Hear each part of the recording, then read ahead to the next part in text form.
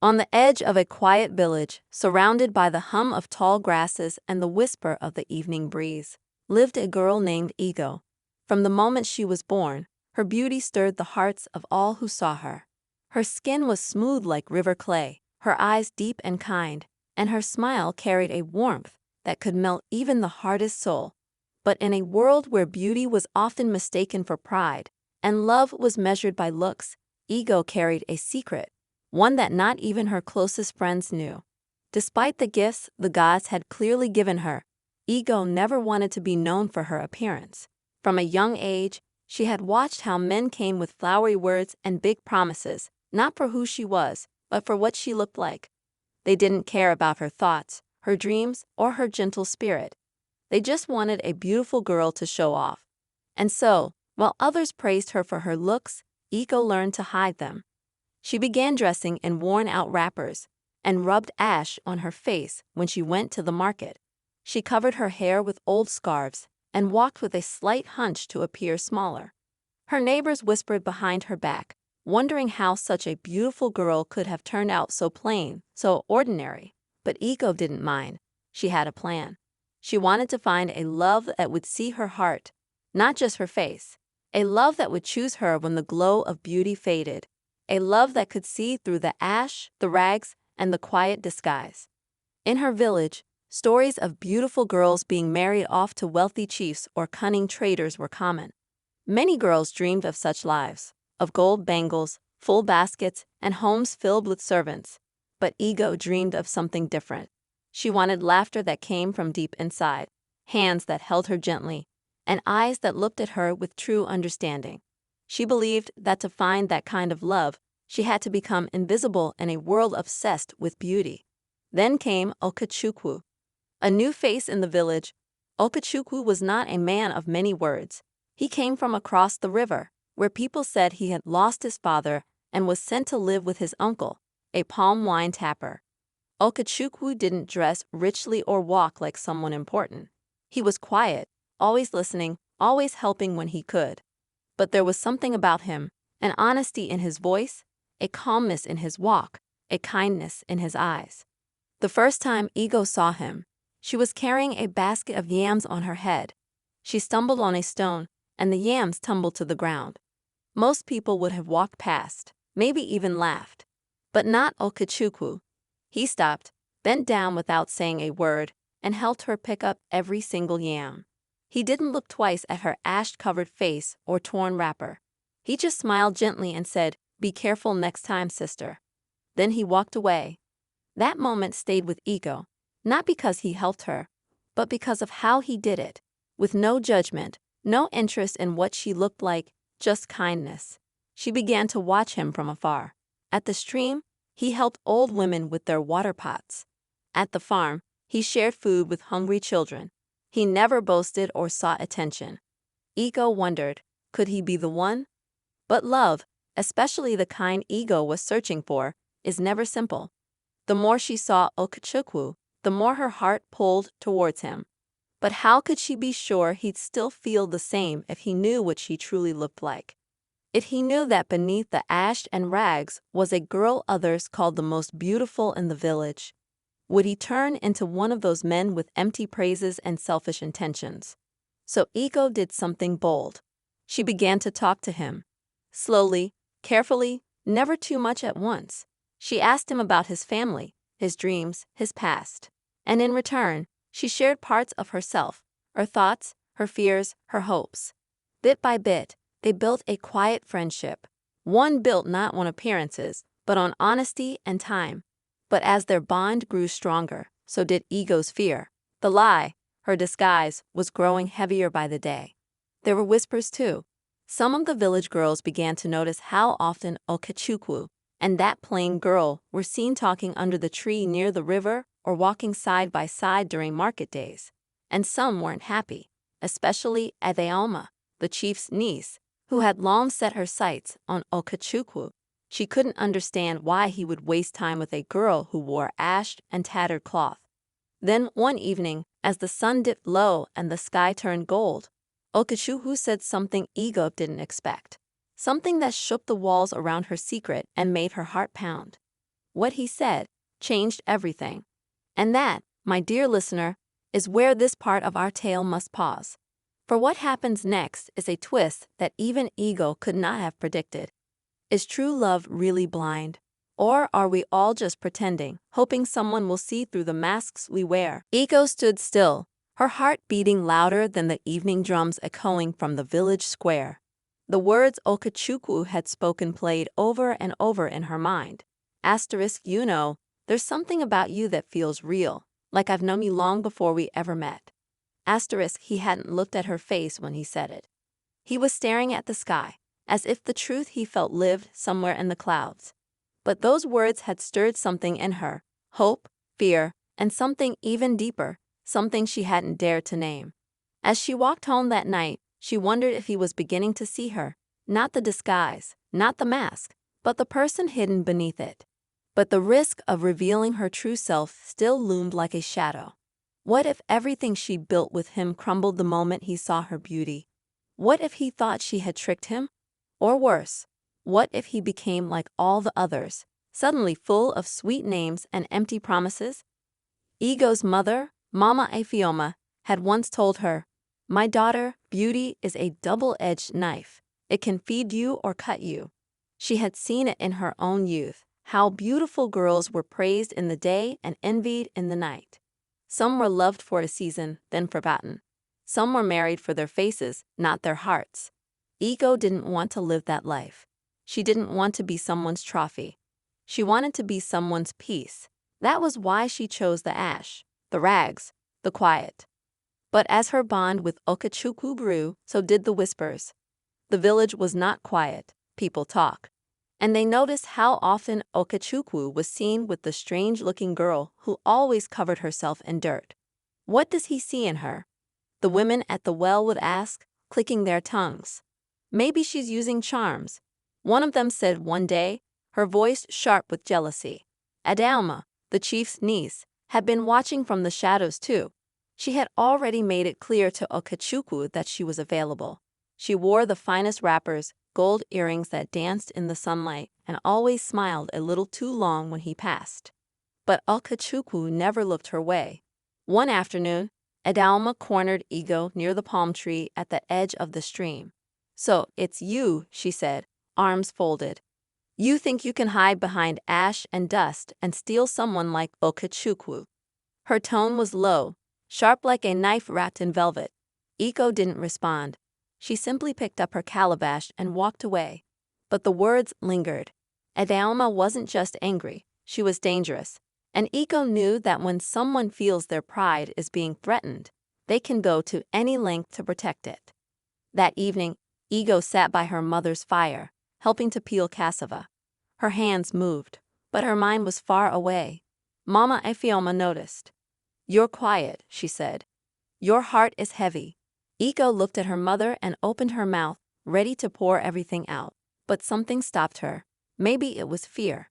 Maybe it was not wanting to worry her mother. So she just said, "Mama, do you think someone can love who you are without seeing what you look like?" Her mother smiled gently, wiped her hands, and said, "The heart always sees before the eyes, but the eyes can lie. Make sure the heart is strong enough to see the truth when the eyes finally open." Those words stayed with Ego through the night. The next day, she decided to test Okachukwu in a different way. She told him about a friend, made up, of course, a girl named Chika, who was kind and thoughtful, but very beautiful. She wanted to see how he would react to the idea of beauty and whether it would change the way he spoke. But to her surprise, Okachukwu only shrugged and said, "It's good to be beautiful, but it fades. I've seen beautiful people with hearts like poison, and plain ones with hearts like gold. I care more about how someone makes me feel." Ego smiled to herself that day, but inside, the storm still raged, because no matter how true his words sounded, she knew the moment of truth was coming. The moment when she would have to step out from behind her disguise and show him everything. The ash-covered girl and the beauty hidden beneath. And once that happened, there would be no going back. But even as she wrestled with that decision, trouble was brewing elsewhere. Adalma wasn't done.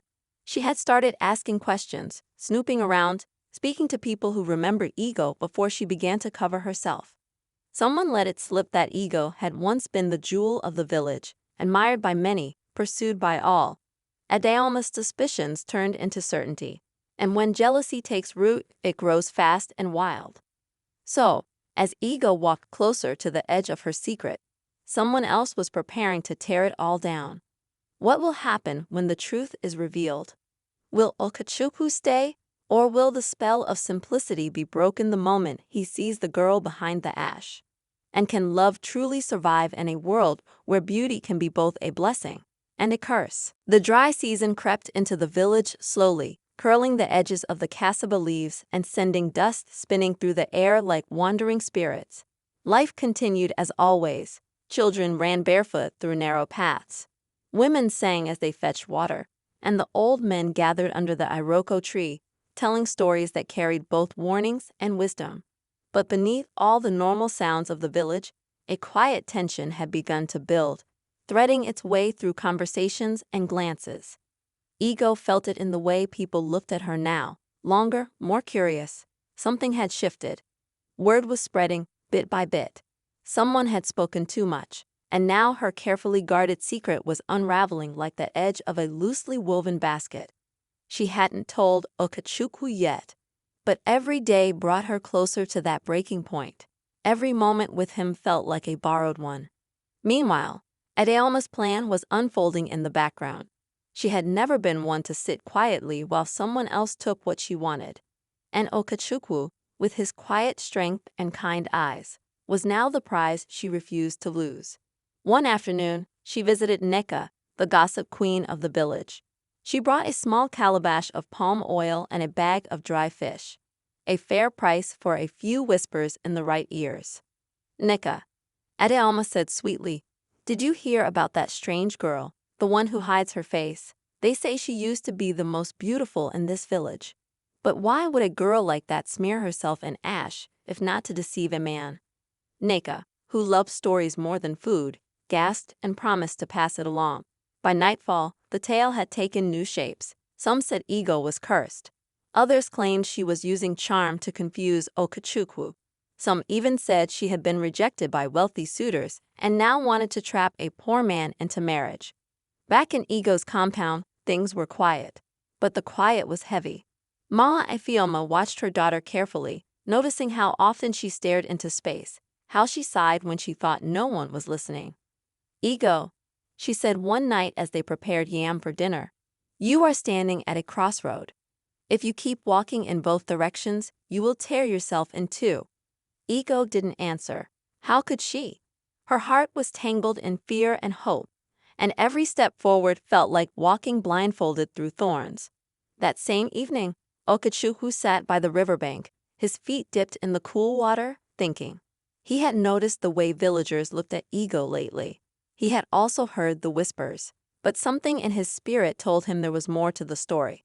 There was something she wasn't saying, and though he trusted her, the silence was beginning to feel like a wall between them. He remembered a time when he had asked her why she dressed the way she did, and she only laughed and said, I'm just comfortable like this. At the time, he didn't push. But now, that answer felt like a locked door, and he was beginning to wonder what was on the other side. Meanwhile, another voice had entered the story.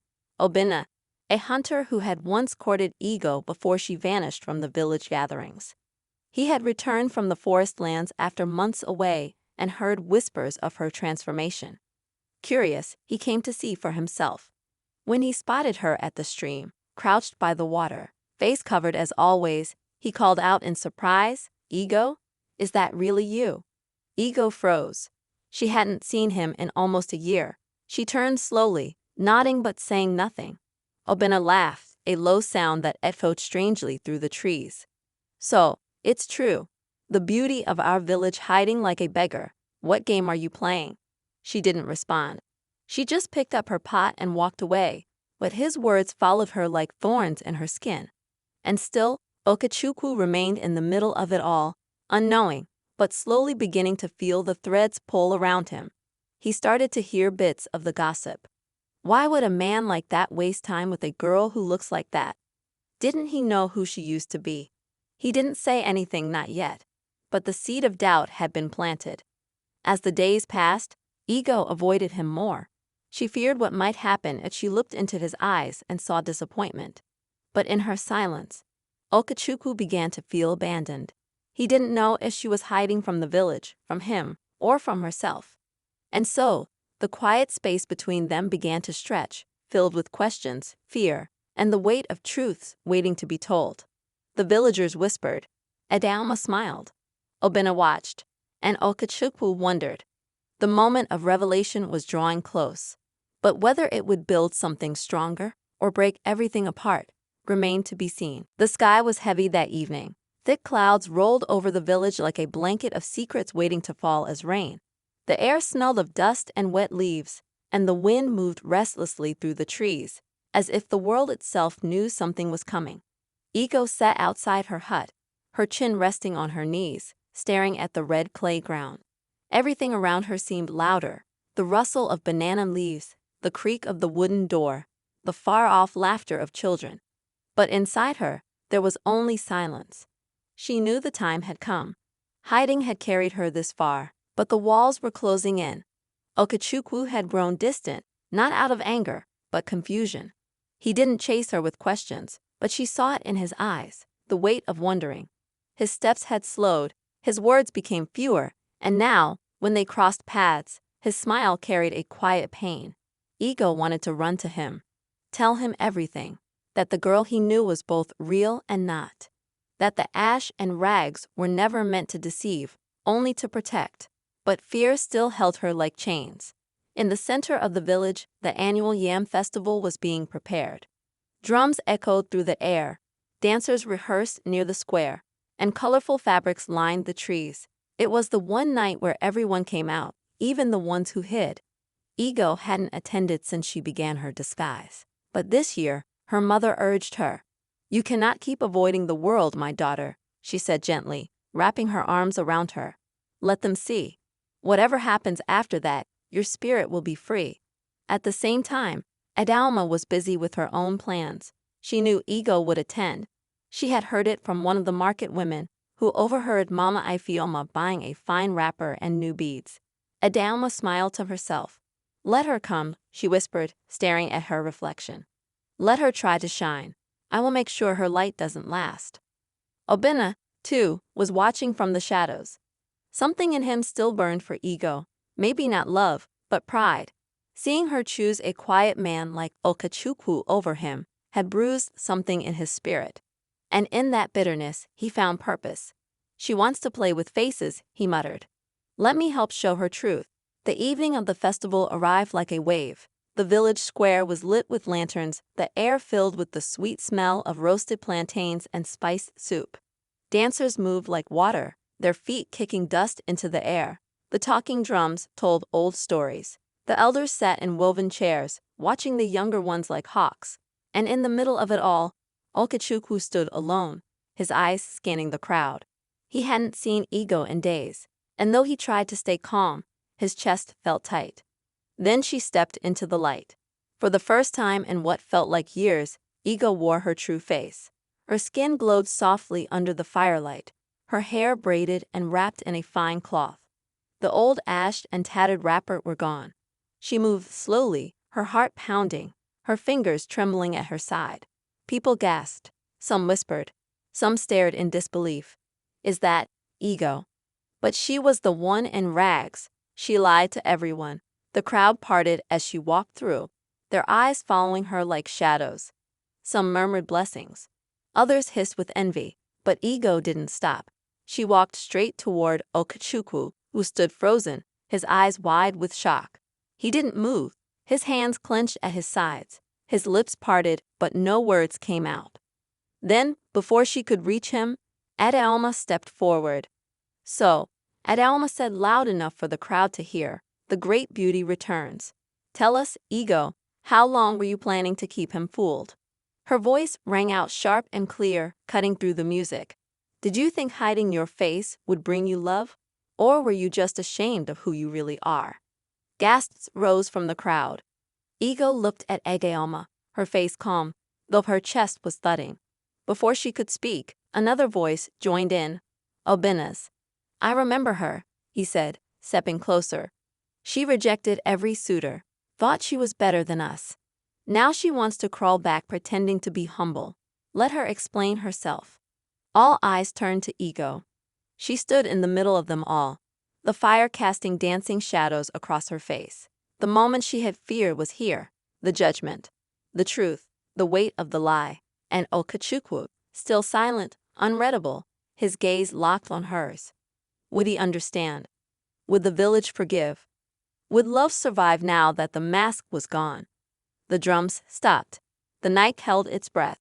And the next moment would change everything. The silence that fell over the square felt like a weight on Ego's chest, pressing her down with the eyes of the village upon her. Adeoma's words hung in the air, sharp and accusing.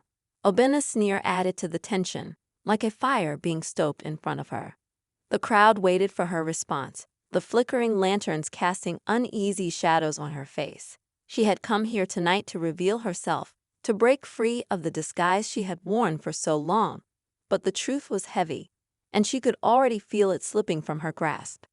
Okachukwu still hadn't spoken. His eyes, once filled with kindness, were now searching her, looking for something.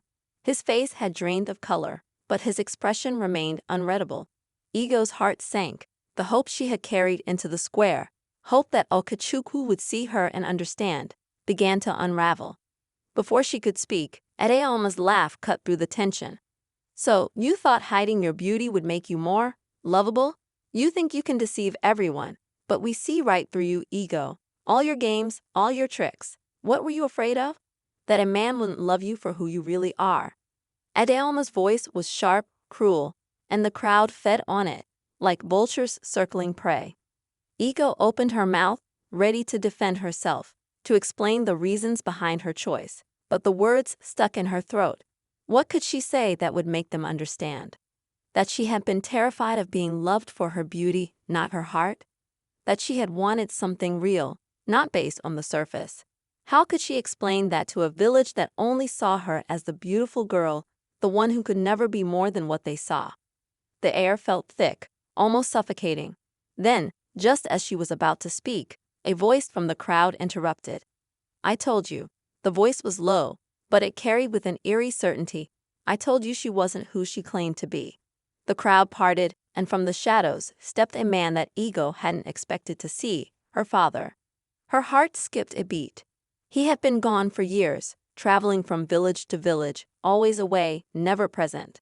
The man who had never been there when she needed him, the one who had abandoned her family when they needed him most, now stood before her in the center of the festival, his presence like a storm cloud darkening the evening sky. I told you, her father repeated, his voice colder now. This is the girl who left us, who pretended to be something she was not. His words were sharp, bitter, laced with resentment.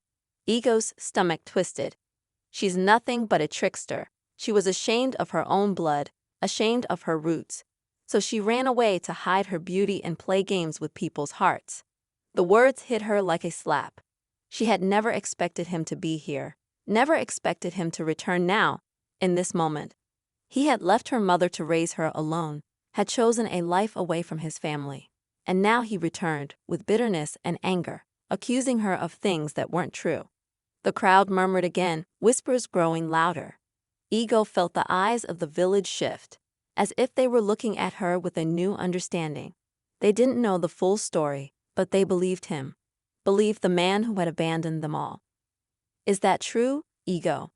Okachukwu's voice came, quiet but heavy with disbelief. He stepped forward, his gaze still fixed on her. But this time it was different. His eyes were searching, but now there was a crack in the trust he had once placed in her. Did you hide from us because of something else? Because of your family? Your past? The question pierced through her, deeper than anything Adeoma or Obina had said. Ego felt as though the ground was shifting beneath her. Her mind scrambled for words, for answers, but all she could feel was the weight of the lies she had lived, the secrets she had buried, now spilling out into the open. Her father's eyes were cold, cruel. She thinks she's better than us, he continued, his voice rising with each word. She thought by hiding her face and pretending to be someone else, she could escape who she really is, But you can't outrun your blood, my daughter. You can't outrun your past. The crowd shifted uncomfortably, torn between the stranger who had returned and the girl they once admired. Okechukwu stood silent, still watching her, waiting for her explanation. The weight of the moment hung heavy between them, and Ego felt the world pressing in from all sides. The ground felt unsteady beneath her, and she knew that the truth she had been hiding for so long was no longer just hers to keep. It belonged to the village now. It belonged to Okechukwu, the man she had tried to protect from the world she had lived in. Ego's heart pounded in her chest as the weight of the moment settled upon her like a stone. The village square was heavy with silence, filled only by the distant hum of the night air and the harsh whispers of the crowd. Okachukwu's gaze bore into her, the questions in his eyes pressing deeper with every passing second. Her father's accusations echoed in her mind, and Adeoma's triumphant smirk cut through the tension like a blade. The eyes of the entire village were upon her, and she could feel their judgment as if it was a tangible force, tightening around her throat. Her father's words, bitter, venomous, rang in her ears. She thinks she's better than us. She thought she could hide her face and escape from who she really is. Ego's breath caught in her throat. The lies she had lived for so long were now exposed, and the one person she had hoped would understand, Okechukwu, was looking at her with uncertainty in his eyes. She could feel the cracks forming in their bond, the space between them growing wider with every word spoken. She had hoped that revealing herself would set her free, but instead, it felt like she was suffocating under the weight of her own truth. But it was too late to hide now. The mask had been lifted, and all that was left was to face the consequences. Ego swallowed hard, her mind racing. She had never imagined it would come to this, never imagined that her secret would tear everything apart. She could feel the village's eyes on her, waiting for her to explain, to offer some kind of justification. But what could she say? Her father's voice rose again, this time cutting through her thoughts. Look at her, Okechukwu. She's nothing more than a liar. She's ashamed of her roots, ashamed of where she comes from. And she's been playing you all along. She's been hiding her beauty to make you fall in love with her false self. Okechukwu looked at Ego, and for a moment, she thought she saw a flicker of anger in his eyes. She wanted to speak, to beg him to understand, but the words stuck in her throat. She had been living in fear for so long, fear of being loved for the wrong reasons, fear of being seen only for her beauty, that she had lost herself along the way.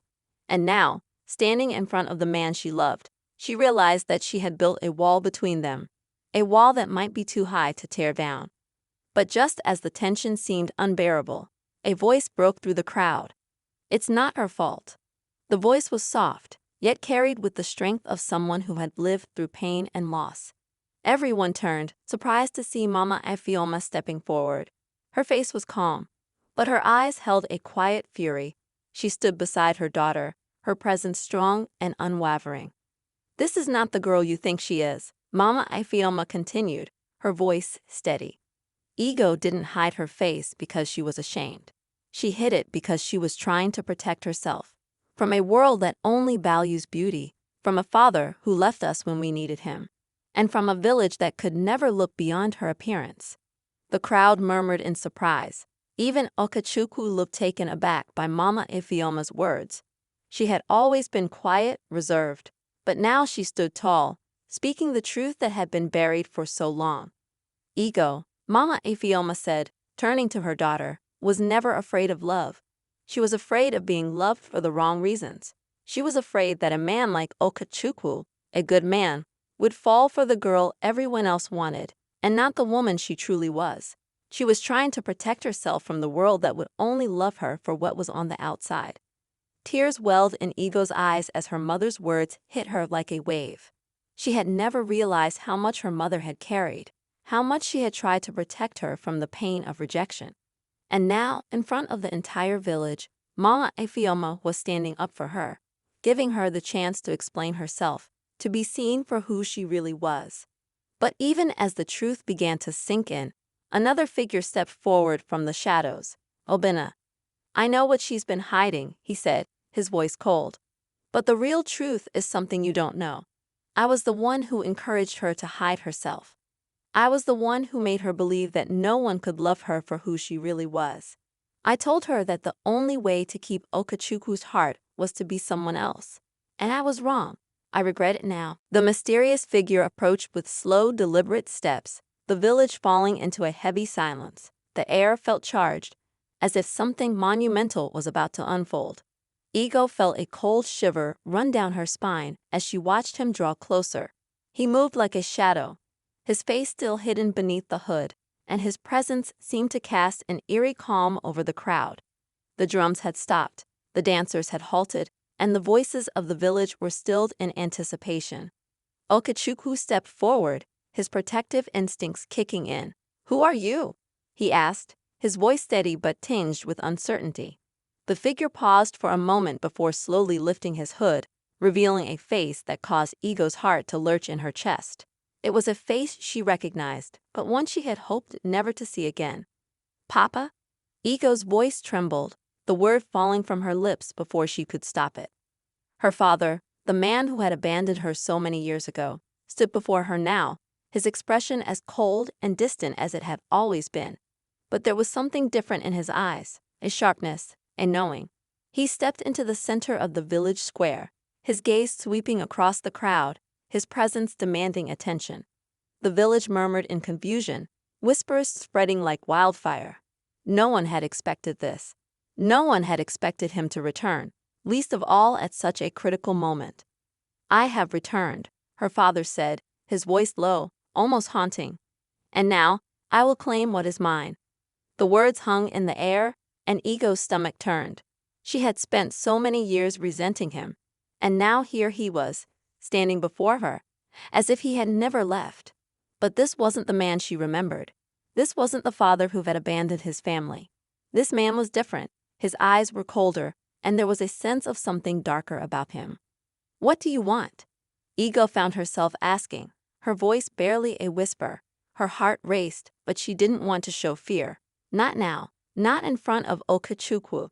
Her father's gaze softened ever so slightly as he looked at her, but there was no warmth in his eyes.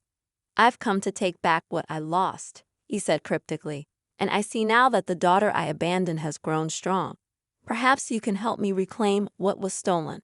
Ego's mind raced. What was he talking about? What had he lost? She couldn't understand. Her father had never been one to talk about emotions or regrets. He had always been distant, focused only on his own needs. Before she could ask further, Okachuku stepped in front of her, his body stiff with defiance. "Whatever it is you want, it's not going to happen here," he said, his voice firm. "Ego doesn't belong to you. She belongs to herself and to those who love her." The crowd shifted, sensing the tension building once more. Ego's heart swelled at Okachuku's words. He had always believed in her, even when she hadn't believed in herself. His loyalty, his love, his refusal to let her be dragged back into the past was all that mattered now. For the first time, she truly felt seen, understood. The village no longer defined her. Her past, her father's abandonment, all of it felt distant. Her father's eyes darkened, and for a moment, there was a flash of anger in his expression. "You think you can stand in my way?" he growled, but before he could take another step, something unexpected happened. Mama Ifeoma, who had been standing quietly by her daughter's side, suddenly moved forward. Her voice was calm, but filled with authority. "Enough," she said, her eyes locking onto her husband's. "You cannot control her anymore. You never could."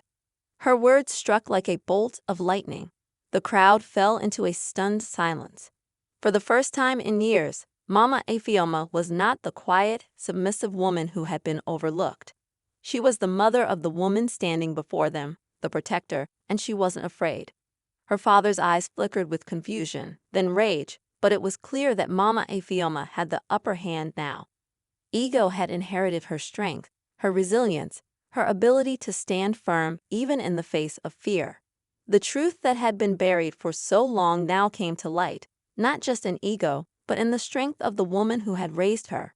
Her mother had always been the silent force that held their family together. And now she was no longer hiding in the shadows. "We're done with you."